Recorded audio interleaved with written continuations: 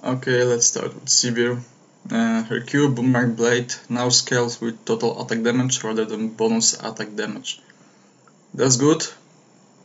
That's good in terms of a nerf, to be honest, because that was quite too much given her base damage, which on the other hand was nerfed by a ton, and I'm happy for that because her laning phase was really too strong. It was a pain to lane against her. If she hit that Q once, level 5 or 7, you would lose half of your HP, and that was really painful.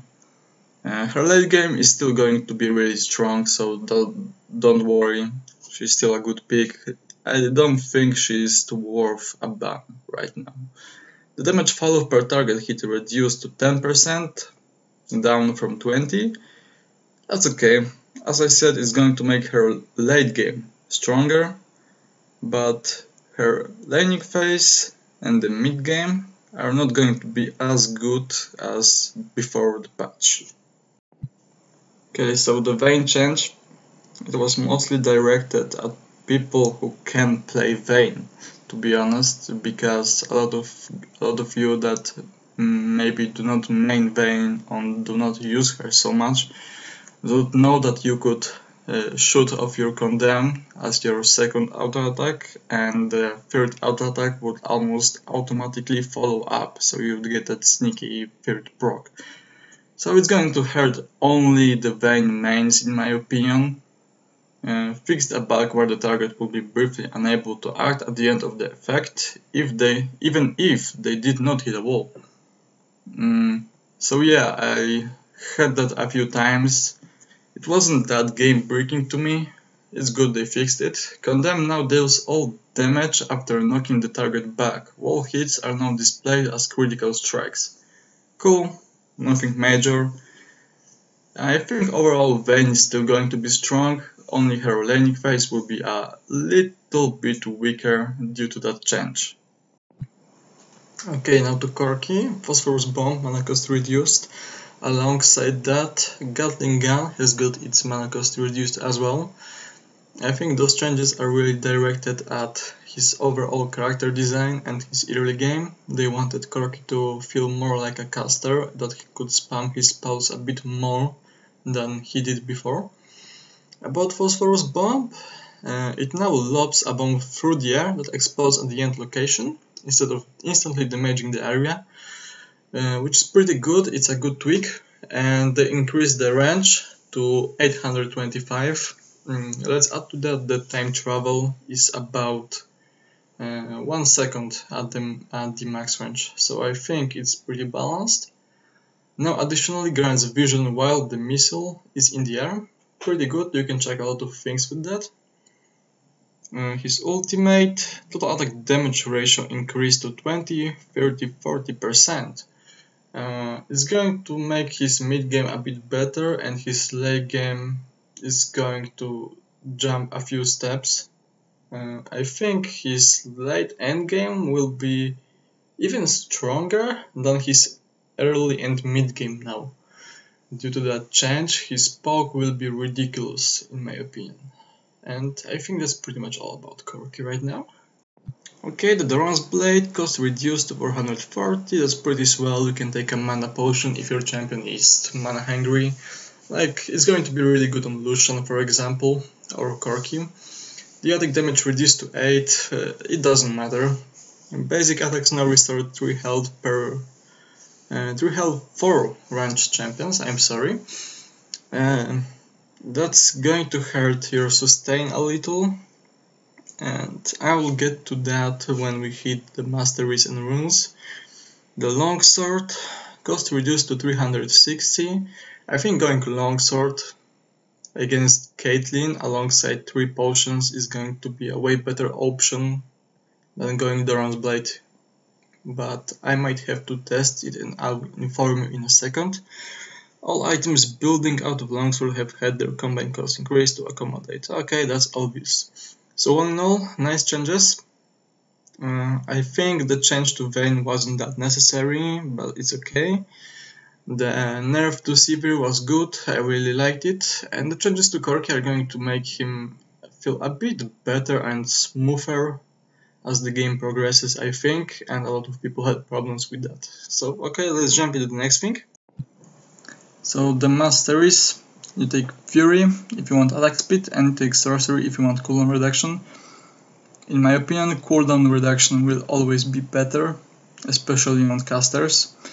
Butcher, standard mastery, I think you remember it, just take it. Brute Force and Martial Mastery, it's extra attack damage, you need to take it. It's mandatory on any AD carry. Executioner, same old mastery, champions below 50% will be dealt 5 more percent damage. Standard, you need it. This mastery increases your bonus attack damage by 5%, just take it, it's really good. The numbers will add up as you buy more AD. Devastating Strikes, you need to take it for the armor penetration, but if your champion does some magic damage, it's going to help you as well. Spell Weaving and Blade Weaving, I would prefer to take those two rather than take Havoc, because you are going to auto-attack and use spells, and well, it's pretty much obvious, you will do more damage as you attack. So, sorry Havoc, you're out of the game. And there are only 20 points in the offense tree, because there are 3 masteries that are worth your attention. I think the mastery that is worth the most attention is Feast. It's going to help your region in the lane way more than any other mastery. However, in the late game, Dangerous Game is going to play a big role, because restoring 5% of your missing health and mana on a kill is going to help you a lot, but as it says, it's a dangerous game, it's really a gamble, so I think Feast is a bit better. And you have Frenzy, critical hits grant plus 5% attack speed for 3 seconds, and it stacks up to 3 times. Which is pretty good if your champion uses a lot of critical. It's going to be especially good on Vayne, in my opinion. And for the defense tree, you take Block and Unyielding to reduce the incoming damage from auto attacks. Yeah, I know they are different, but you mainly take it for auto attacks, so you'll take 3 less damage. You get 2 health per 5 seconds from recovery. You can get enchanted armor instead of that, but I think it's going to help you more in the laning phase. And you will only buy 1 item. That means you will get bonus armor and magic resistance from that 1 item, and of course the masteries. So I don't really think it's that necessary, but I might be wrong, and I will have to do some extra math for this. So extra health from veteran scars, take it. And 3% maximum health. That's going to help you a lot in the late game. You will die way less times than you would. And there's also the utility tree. So if you wanted to go into utility, I would recommend going Fleet of Foot, 3 ranks. It's like a free movement speed mastery, again that's good on Vayne. Meditation, 3 mana regen per 5, pretty good for champions like Lucian, Corki, Ezreal. Then you have Scout, increases the cast range of trinket items, but you don't have to take it, if you don't want to, of course. But I suggest taking it, because you will be using trinkets anyway. Then you have Alchemist, I suggest getting it. It's going to give you more HP and mana regen. Health potions are upgraded into biscuits that restore an additional 20 health and 10 mana instantly upon consumption, and that is culinary mastery, and I would totally take this 1 point. Therefore you need to take Alchemist, and it's going to improve your regen from the potions by a ton. You would be surprised how much it actually helps. It will also save you from ignites at times, so keep that in mind, it's very good. Overall, I think the new masteries are pretty good, and going 2190 or 2109 is still a fair option, but I believe as the time goes on, we will have a lot more things to work with, and going 19011 or even 18012 may work. But just wait for it, maybe something new will arrive. So about the runes. You can still use the same runes you have used in Season 3, but I think swapping... you can actually now go 3 lifesteal queens and your last hitting will still be the same as before. You won't feel the difference. You can swap 1 AD quintessence for movement speed if you went 2109. It's going to give you pretty much a free Janna passive. About the attack speed, I think there is a cool way to make your auto-attacking feel a bit smoother on the first levels. Basically what do you do is you take away 6 of those, you put attack speed there, like 6 attack speed glyphs, you take away 2 attack damage marks and you put that, oh my god, I'm sorry, just one, I forgot. And you get 5.5% of attack speed that combined with your masteries is going to be 10.5 attack speed. That's a free dagger level 1 and it's going to make your last hitting way easier. You may or may not believe me, I have tested it and I have played over 50-60 games with that and it has been working for me like a charm. I totally love it.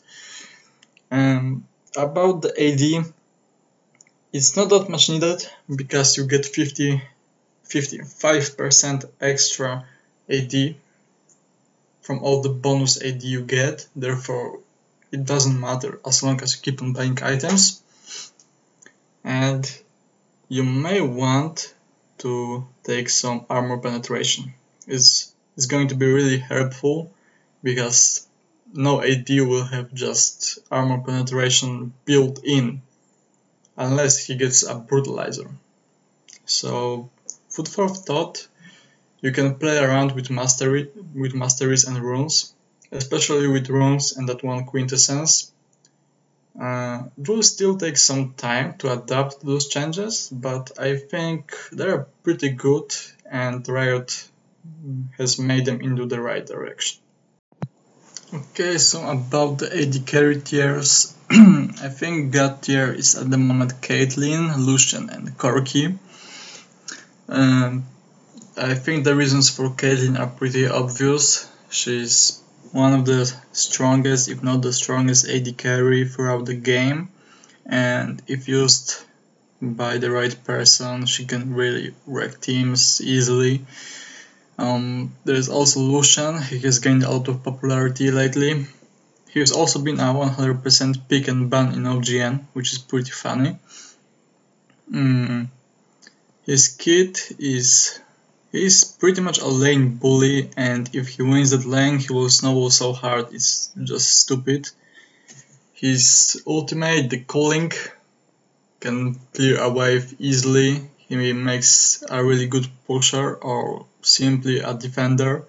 So I believe he's also the fastest AD carry to take Barons and Dragons. I think Vayne is on par with him there, alongside Jinx, I think. And his tower taking ability is retarded. Corki, with the introduction of new masteries and the recent mana changes to him, he's going to be a god tier again. You can trust me on that one, you're going to see a lot of more Corkis again. The time travel on Q is huge, but he's still a god. Tier 1, Vayne, Jinx, Sivir, Ezreal. Why Ezreal is tier 1?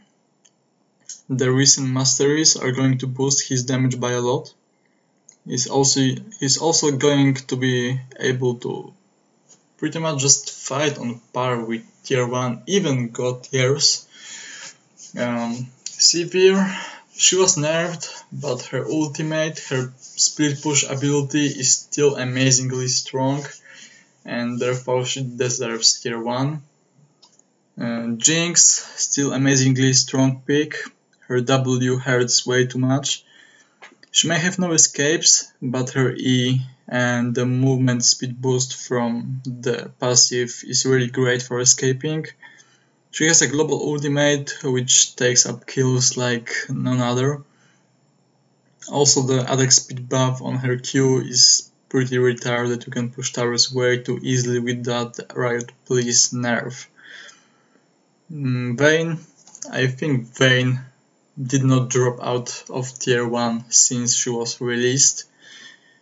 She can still 1v5 teams, it simply takes a lot of skill. And I think there is not much to say about her. She will just remain strong. The new Masteries made her even a bit stronger, to be honest. Tier 2, Varus, Twitch, Draven, Tristana. Varus may get a bit better from the recent Masteries. He will have less mana problems in my opinion as well. Twitch will get way better due to his passive proccing all the time, so will have more damage on your auto attacks. He's going to be a bit stronger in my opinion. Draven, I think the introduction of new Masteries as well has helped him a bit more than the others. His ability to snowball in the lane is gigantic, and he's especially a good pick in solo queue. Especially like bronze, silver, gold, you can just play Draven, go ham and get elo easily. Tristana is still a very good pick. People underestimate her. The damage output she can do with a rushed Infinity Edge or even Blade of the Ruined King if you like to is really insane. If you snowball with Tristana, you can just go ham, jump in, jump out, kill people. Okay, so tier 3, those are the champions that are not that great. They are not really being used in competitive play, maybe except for Ashe and Kog'Maw at times. You can carry games with them, however I believe that if you want to climb elo, God tier, tier 1, tier 2 are just way better. So tier 3 Ashe, still a CC machine, that ultimate is still great. There is nothing wrong with using her. Misfortune, I think the new Masteries might get her a bit better, but it's all to be seen. Queen, she's okay, she's pretty strong if she snowballs, but if she falls behind it gets really hard. Kog'Maw, I think with the current meta it's really hard to carry with him unless you get a lead in the early game and bully someone out. Graves, well, Graves just needs a buff, I will be straightforward there. The new Masteries didn't help him that much as well. She really needs a hard snowball to carry the game. His spells have quite high cooldowns and he needs to land them pretty close to someone's face. That means he's being put at risk. And tier 4 are Urgot and Satan. Satan, I won't even comment, he's just there, so whatever. And Urgot, whatever, man. Urgot might actually advance in tiers even to tier 1, but if someone is going to play a lot of him with the recent mastery changes, I think he's getting a lot of extra pain from them. Urgot is like the best lane bully, except for maybe Caitlyn. And if you can play him right with a good support, I think he can really wreck some teams. I have seen Urgot doing some insane things around my elo, so who knows? Urgot might get way better as the time goes on. That's pretty much all for the tiers. They might change. If you like that, I might update them each 2 weeks or each month, or maybe just each patch. I don't know, whatever you like. Just tell me and I will try to fit in.